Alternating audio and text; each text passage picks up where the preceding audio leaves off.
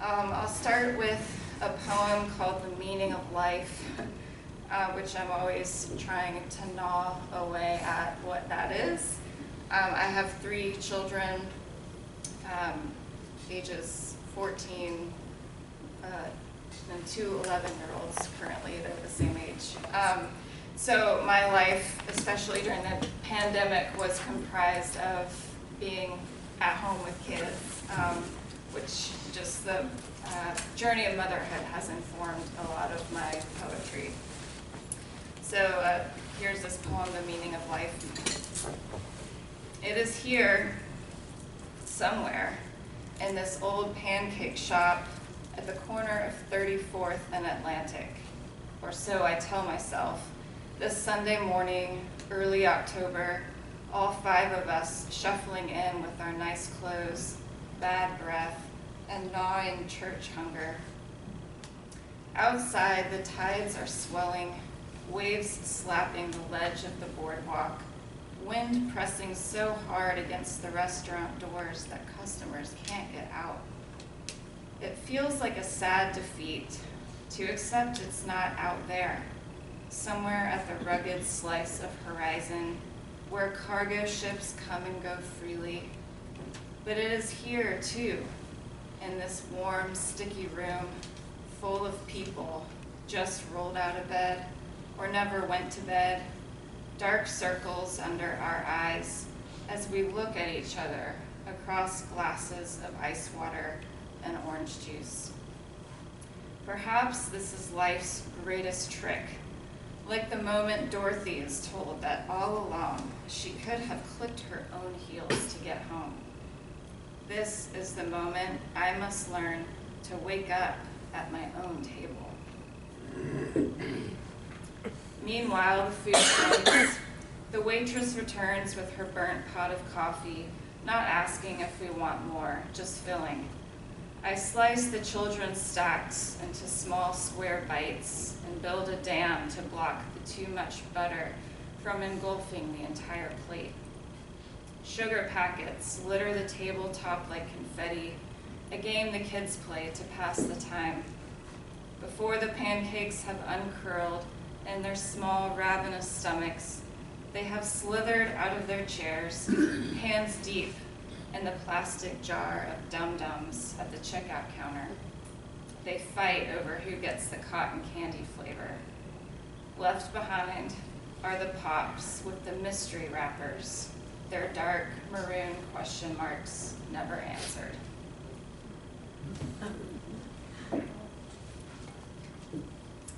Here's another poem inspired by going back to work as a nurse while my 2 daughters were really young.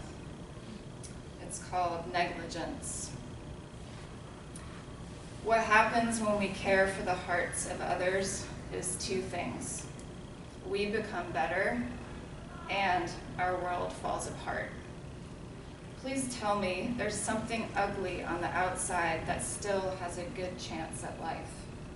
Remind me of the things that grow despite me, in spite of me. When my first child was an infant, I left her with another to return to work. Every day I was amazed she survived without me.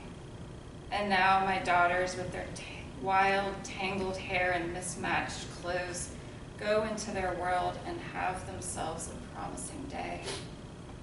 This morning, I realized it's as simple as the birds hitching a ride on a big March wind, blowing in from a place I cannot see.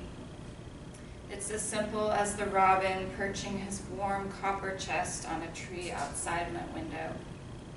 God, the tree looks hideous right now. Gray, brittle, dull. But think of what's inside of it. Petals, hidden color, deep, deep roots. It's about to break